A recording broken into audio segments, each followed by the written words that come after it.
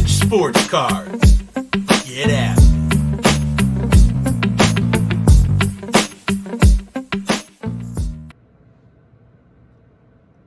Hey, it's Little Flava. Let's talk with Dr. John Peterson here with TE2 Edge Sports Cards. Hope everybody's doing good out there. Coming at you live and direct from Minneapolis, Minnesota, Richfield, Minnesota, Twin Cities. Hope everybody's having a blessed week so far. It is Wednesday and kind of an interesting shortened week because of the holiday for MLK Day on Monday. If you haven't had a chance, hit the like button, hit the subscribe button, leave me a comment. Love to hear from folks. Today's video, I thought I would talk a little bit while I do this 1990 Donruss box break. Talk a little bit about my process for working the junk wax angle. A lot of people that I know stay away from junk wax just because, the pop counts are pretty high. There was so much of it that was produced. But I think I figured out a bit of a strategy for how you can make a little bit of a profit, not a ton. I mean, the margins are pretty thin with junk wax, but it's about volume. Really is what it comes down to, and it's the idea is buy low and sell higher than what you buy for. So while I open up this box of 1990 Donruss, I thought I'd talk just a little bit about kind of my rationale and thinking around how I do the junk wax piece. So I'll just kind of take it step by step and approach it from kind of a formulaic approach. So one of the first things that I do is I look back at junk wax that I'm most familiar with. All right, so stuff that's from the mid to late 80s, early 90s. A couple of factors that I consider is the brand, is it Donruss, Fleer, Topps. Another thing that I try to consider is who's in the checklist, obviously. Are there any rookies in the checklist? Are there any, great players? Like, for example, early Ken Griffey Jr. cards always do well. Bo Jackson cards do well. Nolan Ryan cards do well. Tony Gwynn cards tend to do pretty well from the 1980s. 83 in particular with Sandberg, Gwynn, and Boggs, tend to do pretty well.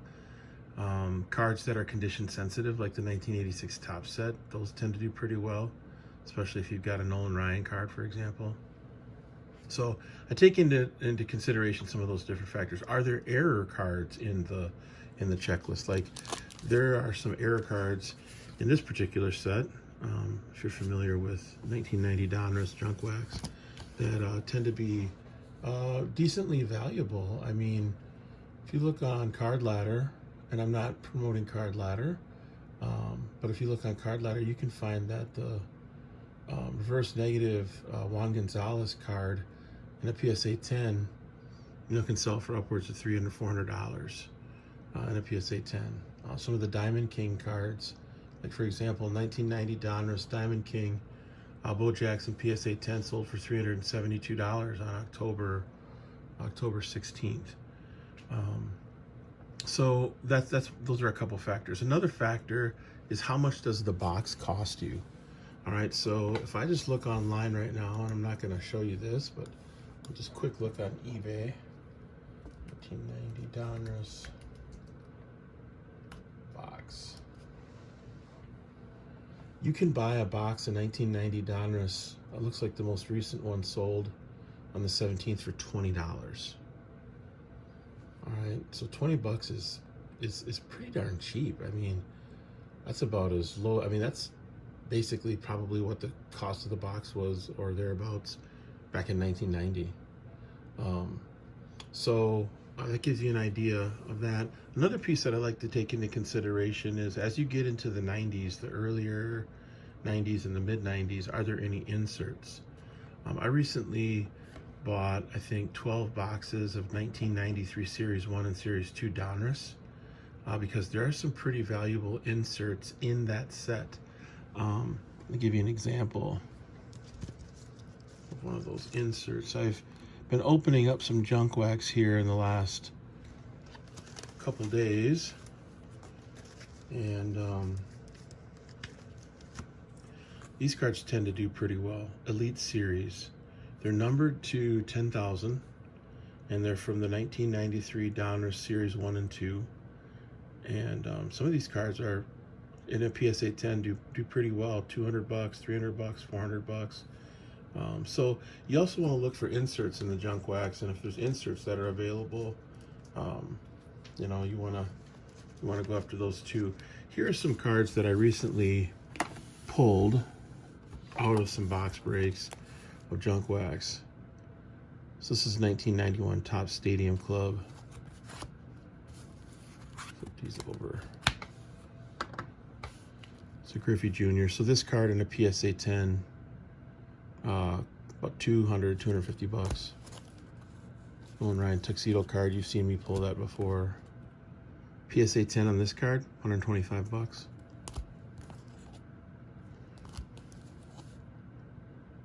Frank Thomas, it's at least 100 bucks in a PSA 10. These Fleer Ultra All-Stars from 92, you've seen me in other videos show you these cards. This is $250, $300 card in a PSA 10. You can get a box of this stuff for like 25 bucks. But it's got to be Series 2, not Series 1. The All-Stars aren't in Series 1. I pulled out, what, 10 All-Stars in one box yesterday or 2 days ago. And like the Will Clark, for example, in a PSA 10 is about a $100 card. Sandberg, Frank Thomas, of course, is worth a little more.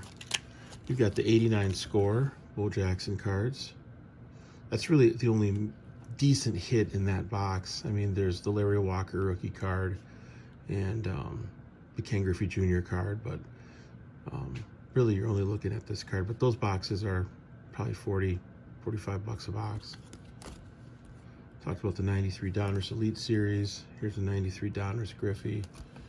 Some 1990 Leaf. I consider this junk wax, but it's a little bit higher end junk wax. The Sosa rookie's decent.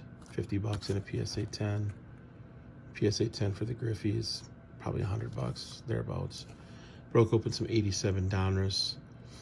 Didn't pull a ton out of that. I picked up some cases of sets of 83 Donruss. All right, so these are a few that I just pulled out recently from a set, and then just other various stuff that I've got here.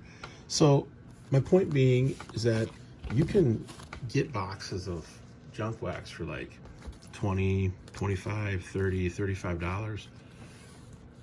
And if you do your research, you can pull some hits out of those boxes. Now, the key is you have to get them in PSA slabs, and you have to get them in 10s, right?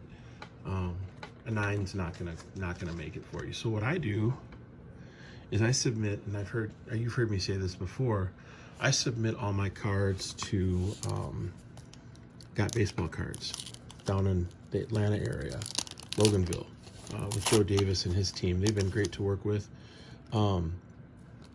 I submit, like, for example, a stack of cards like this. And I send them a note, and I say on the submission form, looking to get 9s and 10s. 9s are higher, because really, when they screen cards at Got Baseball Cards, they can't guarantee that you're going to get a 10, of course. But they're pretty good at screening out anything that's less than a 9.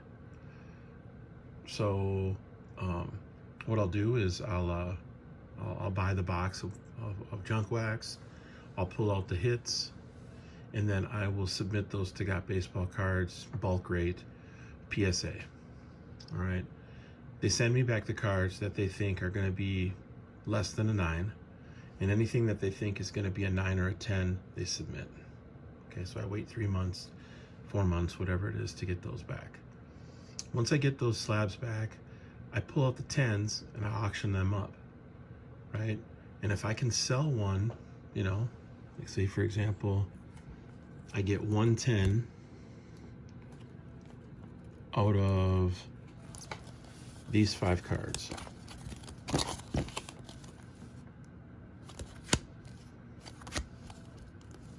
That's like a $250 card in a 10.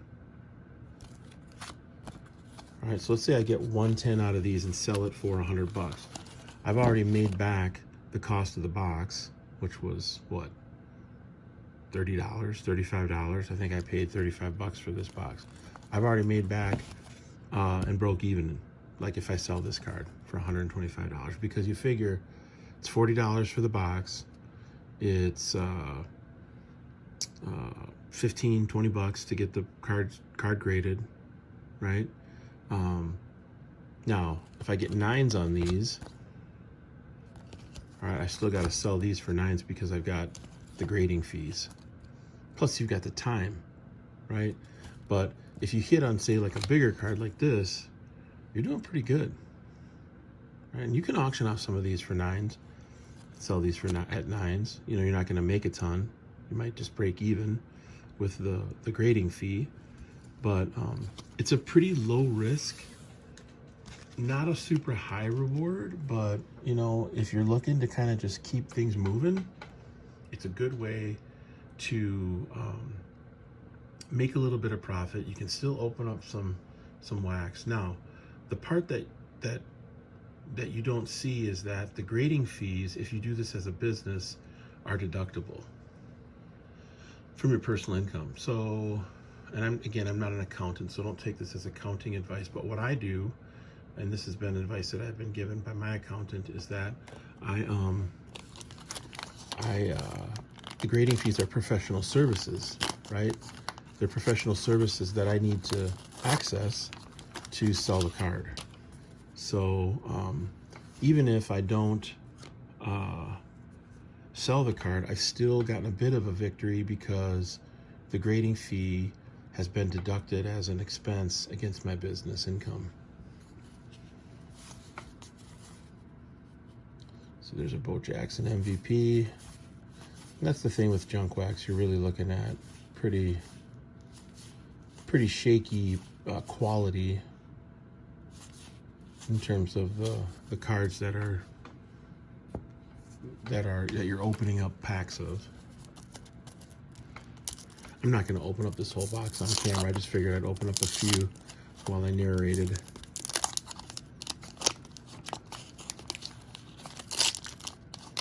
But again, I mean, this is a $20 box of cards.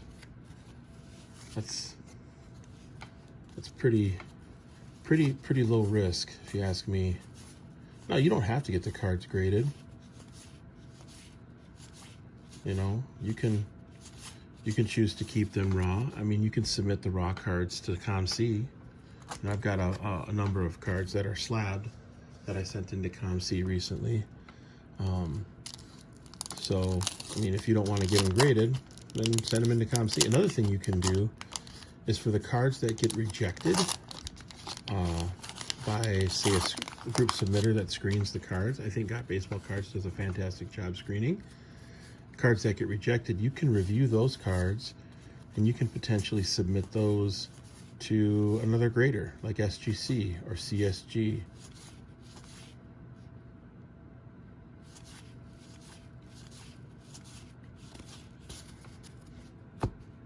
The Puckett All-Stars. Tempting. If it were a Diamond King, I'd pull it out. Diamond Kings tend to sell a little bit better. Really, you have to buy stuff that you think you can move and that you're actually okay with having in your collection for a little while if you can't move it. So anything from you know, the 90s, the 80s, I'm generally okay with investing a little time and money into. $1990 has lots of errors. Ryan error. There's the Juan Gonzalez error card. There's probably other error cards that I'm not even familiar with. So just looking for something that might be a hit. So that's the process that I use. Sometimes I will send them into CSG if they don't make the cut with PSA. usually what I'll do is if the card in a PSA 10 sells for a little over $100, currently I will send it in to Got Baseball Cards.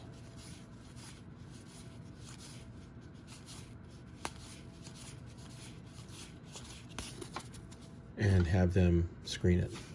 Always, always, always have your cards screened. I mean, you can screen them. You can screen them yourself, which I've done. But honestly, I prefer to have someone else screen them, especially if it's a preferred submitter with PSA. You know, some group submitters are preferred, and others are not.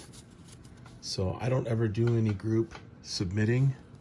I don't ever do any submitting to a non-preferred group submitter, if that makes sense. So I always use Got Baseball Cards because they've been preferred status with PSA since 1998. They've got a great team. They have a good track record. See, there's our George Brett. Now that card probably isn't going to be worth a ton in a PSA 10, but still it's worth pulling out because if you can get it in a gem mint, you might be able to make a little bit off that card. Let's just see. Probably has a low pop count too.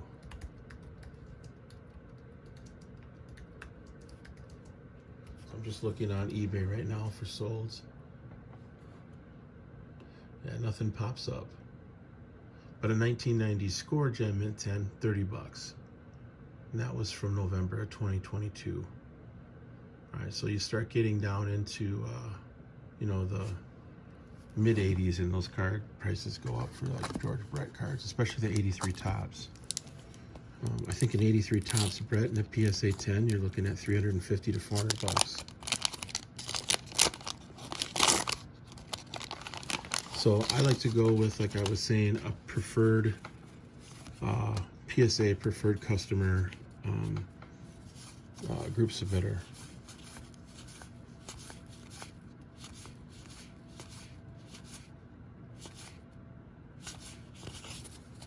Oops. And for me, Got Baseball Cards has been a preferred submitter since 1998. So that's what, 25 years?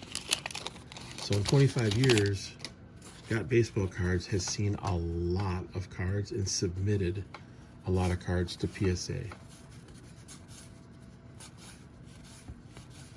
And that's why I like to have them screen my cards, just because they see more cards and screen more cards probably in a week than I have ever screened in my entire lifetime. And they've got a good sense of what's going to be likely to get a 9 or a 10 from PSA. It's not that I don't trust myself. I'd rather go with someone who does this every single day. They're experts. I mean, they specialize in screening and submitting cards, especially to PSA. I've even submitted cards that I've said I've wanted submitted to CSG, to Got Baseball Cards, and they've actually emailed me back and say, we recommend you send these to PSA and not CSG because we think these are going to get 10s. So there's the Gonzalez. It's not the reverse negative.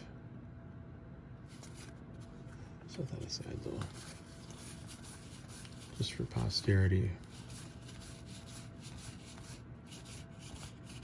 There's the Bo Jackson MVP card, miscut or off-centered. So that's my process. You know, if you're gonna use cards as a way to, you know, reduce a little bit of your personal income, or your business income, I should say, you have to have inventory coming in. Now, you can't deduct the inventory, is what I've been told. No, there's a Griffey. There's a Diamond King Griffey. This is the card that we're looking for. So left to right, looks a little bit off. Looks like it's got a mark here on the left-hand side, if you can kind of see that. But this is the kind of card we're looking for, right? A $20 box. This card sells for $175 as of January 3rd in a PSA 10.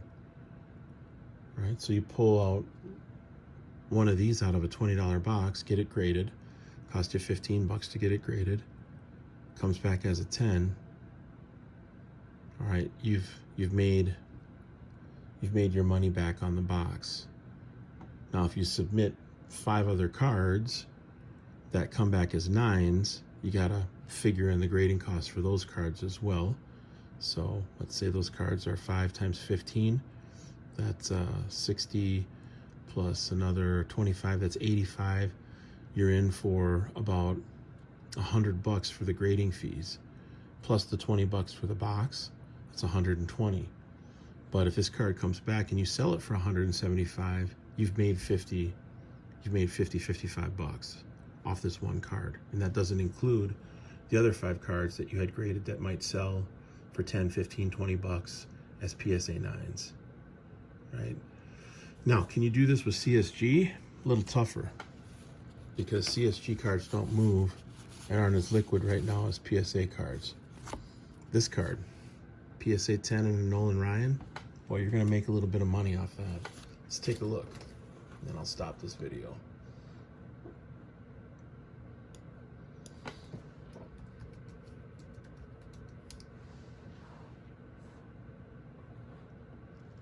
So the All-Star card, or the 5000K card, is an error card. The Diamond King, yeah, 110 bucks in a PSA 10. And that was December 23rd. So you might think, geez, that card's worthless. It's not. It comes back in a PSA 10, and this one looks halfway decent. You know, you can auction that off or do a buy it now for 110 bucks. So anyway, that's what I got for you. It's possible. It's not easy, but it's possible to make a little profit, make a little money, and reduce your tax liability a little bit. Again, I'm not an accountant, but by buying junk wax and ripping junk wax, the key is you got to send it into a screener, send it into a group submitter that really does a nice job screening your cards. Otherwise, you can get nailed on the grading fees, especially if you get cards that don't come back as 9s and 10s, and preferably 10s. All right, that's all I got for you. Hope you have a blessed day. Peace out. One love.